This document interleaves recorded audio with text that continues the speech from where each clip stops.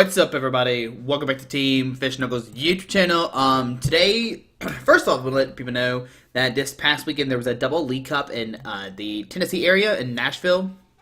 It was a little north of Nashville, and I did participate in both these League Cups, and I did get a ton of footage. We had two streams going on. If you missed the video for Sunday, we talked about there was a stream. It was up and going, and we have video from Saturday and Sunday. Both those days, we have two streams running. On Saturday, we have one stream of of all 5 rounds, and we have 2 streams for top 8, top 4, and then 1 stream for the finals, of course.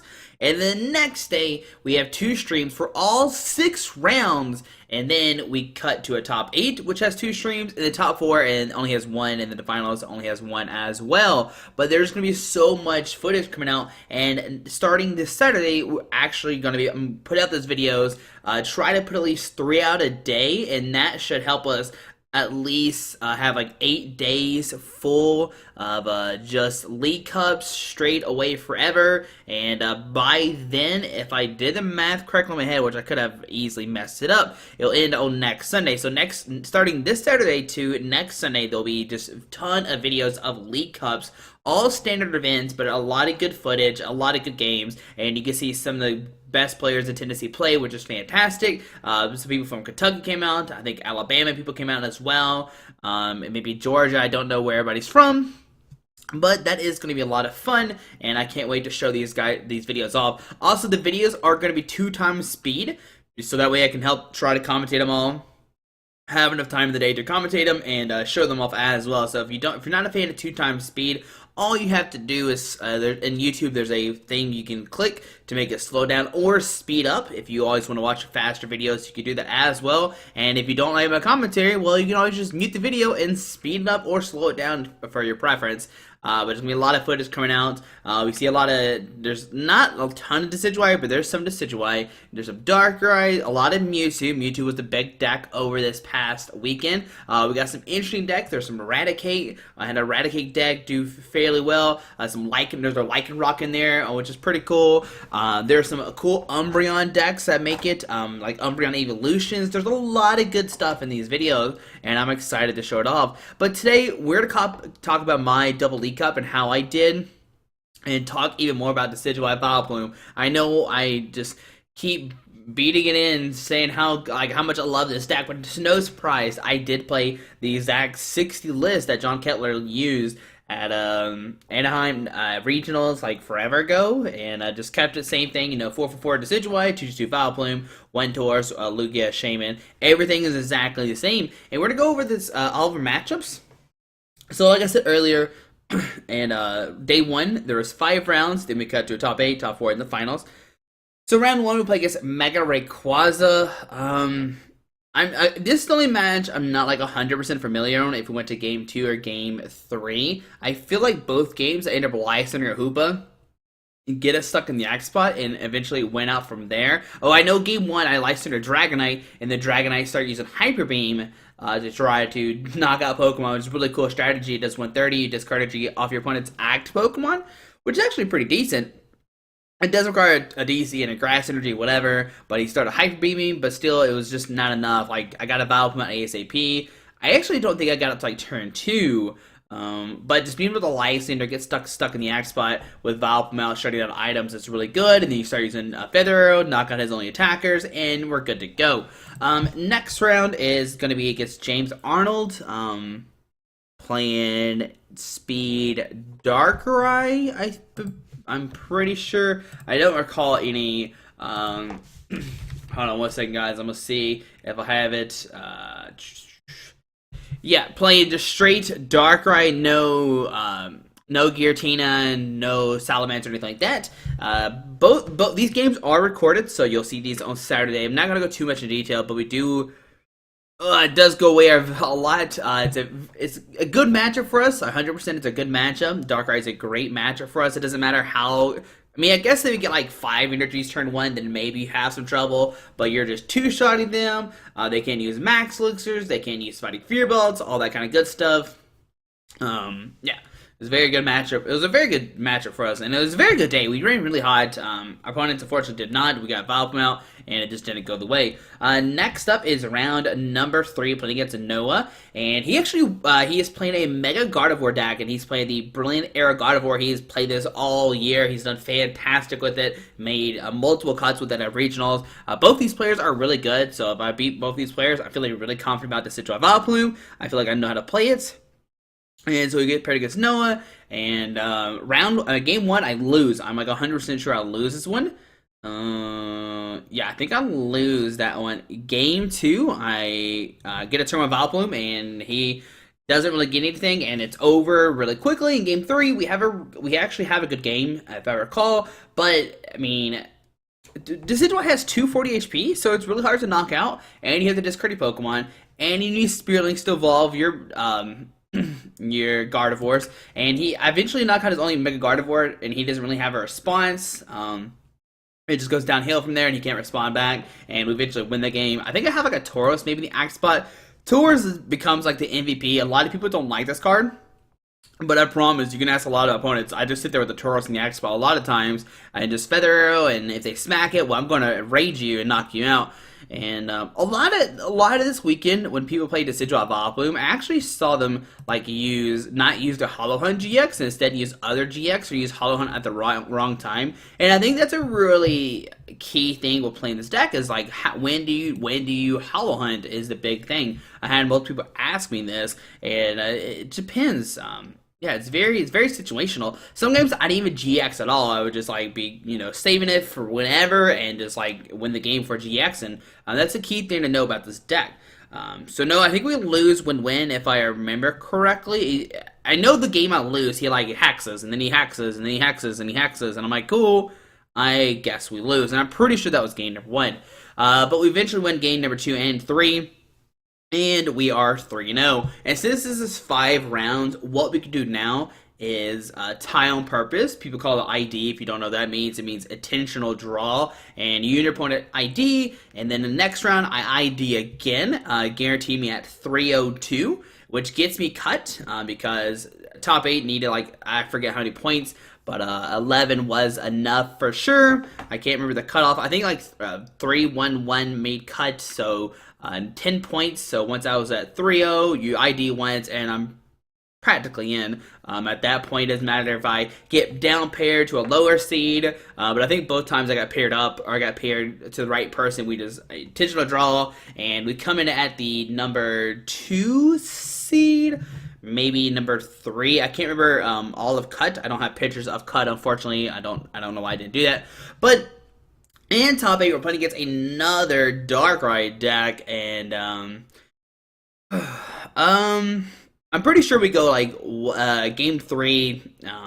Like game 1, I win. I think game 2, he wins. And then game 3 is like really crazy. I get a Valplume out, then he Life Center knocks it out, and then I respond with another Valplume thanks to Revitalizer, some other stuff, and get another one out. But he eventually knocks that one as well. But by the time he knocks out that Valplume, I have 3 Decidueyes on the field. I remember my good friend John Collier was watching. He's like, "There's no way Squeaky's gonna win. I'm gonna walk away." And then he came back and he was like, "What just happened? You had nothing, and now you have 3 Decidueyes with a Tauros and the Axe Spot." And I was like, I know, we did it. So sometimes, Valplume's not 100% needed, but by the time he knocked out Valplume, it was late game. He had discarded a bunch of Max Elixirs. He didn't really have that many energies on the field. And by the time he was able to use his item cards, because he knocked out both our Valplumes, I had just 3 Decidueyes on the field, and he couldn't handle it. I can retreat between Decidueyes. I think he had all of his VS Seekers in the discard pile.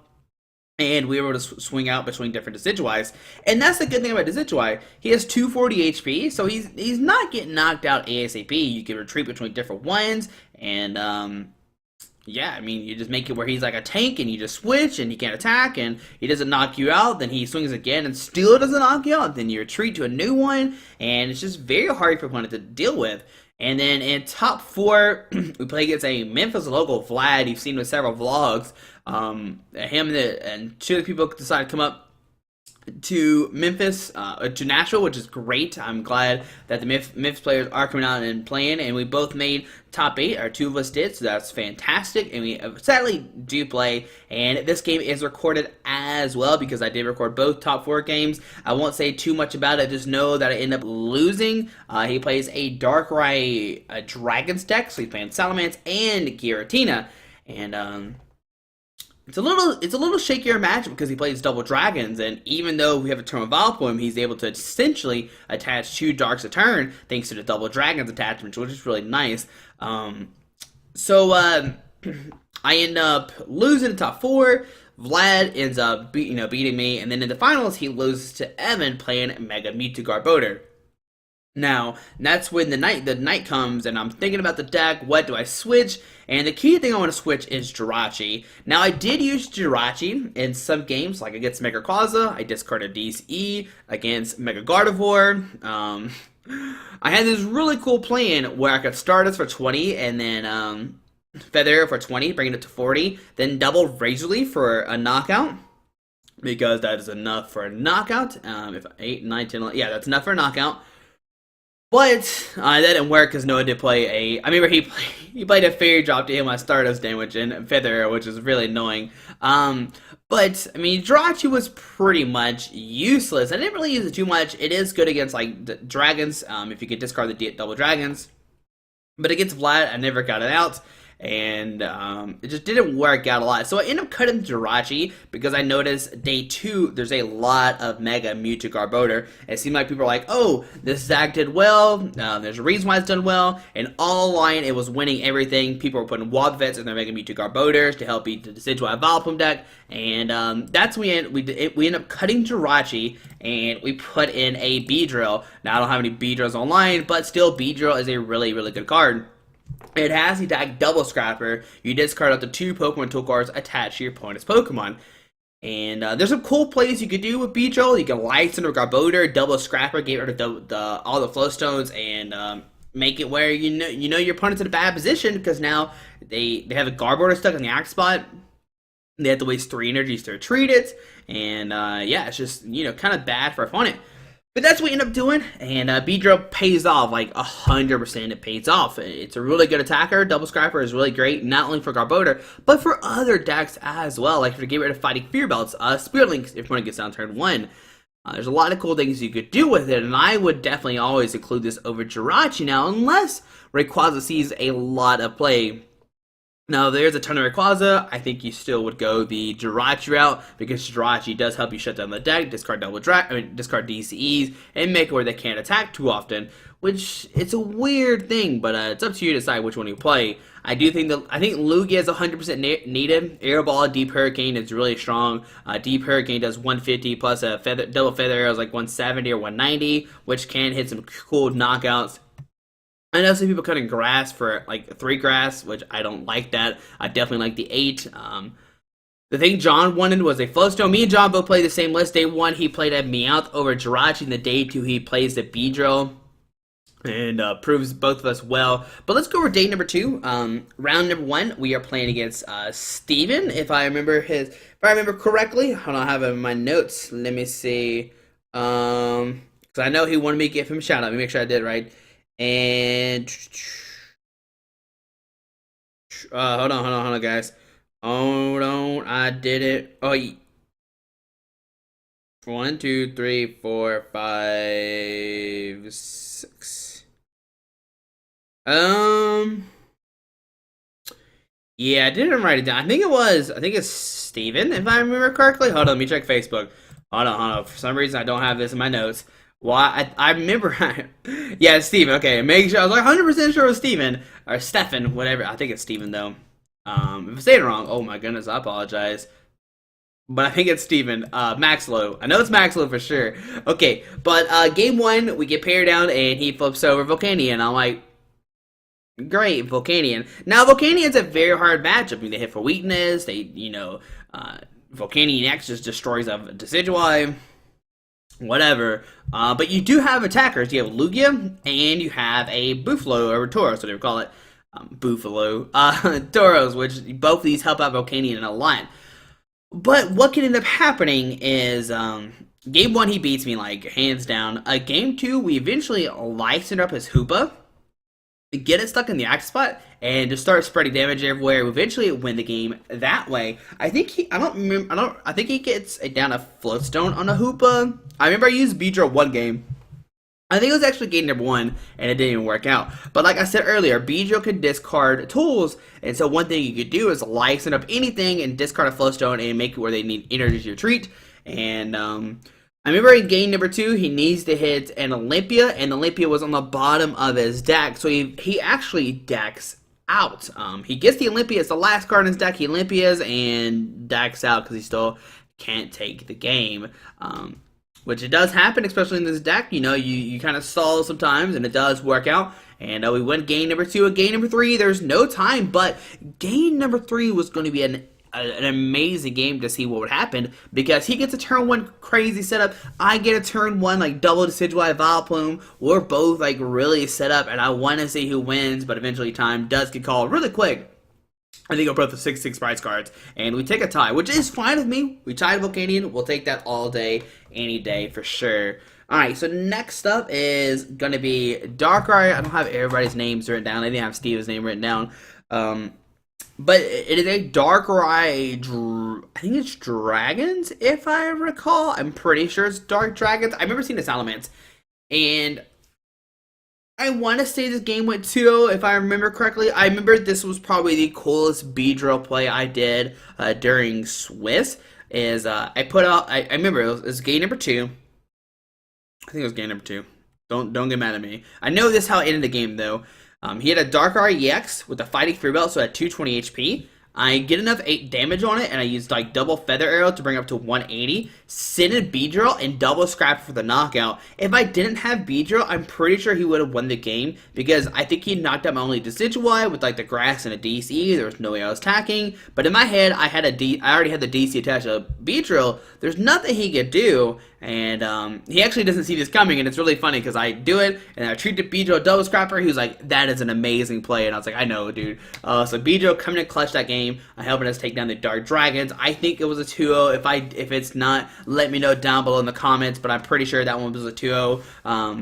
This day we're running hot. The day before we didn't get down Vileplume ASAP, but this day we are doing it almost every single game. And that's another thing you have to worry about Decidueye Vileplume is, do you get it turn 1 or not? Vileplume's so crucial to get it turn 1. If you do, you're good to go. If not, your opponent has a turn of item cards, which could make or break the difference of your game. So that's game number 2. So we're 1-0-1. Round number 3. Sorry, we played against Mega Mewtwo, and the round before, John actually, my good friend John Collier, like I said, we played the same deck. He actually, I think, loses to this deck or ties it. He doesn't win it for sure. I know that.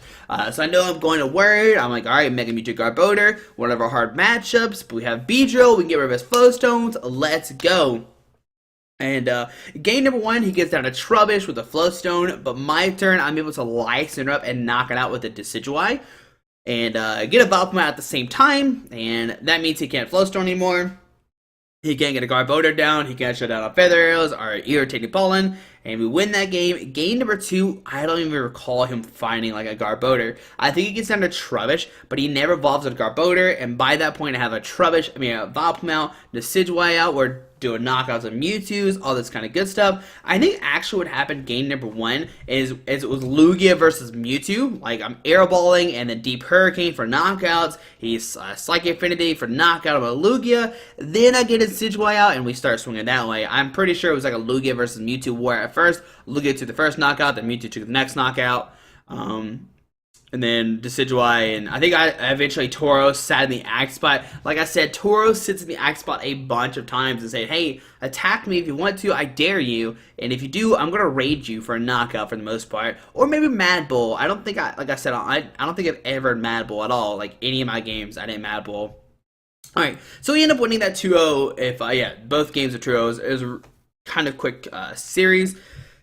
So now we're 2-0-1. Next up, we are playing the mirror match. Oh my goodness. Now, this is my first time playing the mirror match. My opponent is saying I played it 2 or 3 times. I'm feeling confident. And I'm like, oh boy, what do we do? And I to this day, I still don't know how the mirror match goes. In my head, all you do is turn one, you get a Valk mount, you get set up, and your opponent doesn't, and you win.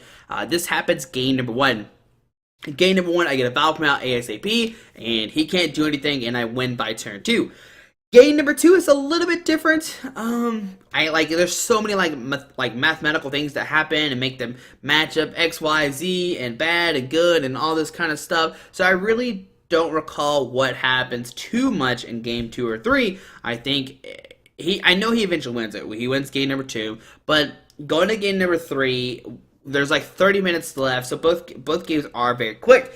And this is the game. I mean, this game should have been streamed. My opponent will probably 100% agree with this.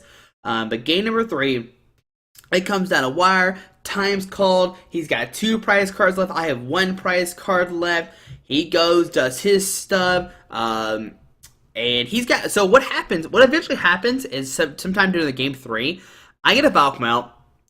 I send the Valk up in the active spot with the Flowstone on it saying, hey, knock out my Valk, I don't care, that's fine. And eventually does is, when he knocks out the Valk, I'm able to get more Decidueyes to play, because earlier that game, I actually discarded like 2 Decidueye GXs, so I had to use Revitalize to get this back, and that was the key thing. If my opponent had not knocked out Valk, I would have easily lost this, but he actually knocks out Vileplume. We both get access to our item cards, and now we're good to go. We get the Decidueye out, we're good, we're fine, and that was part of the plan, which did work out great.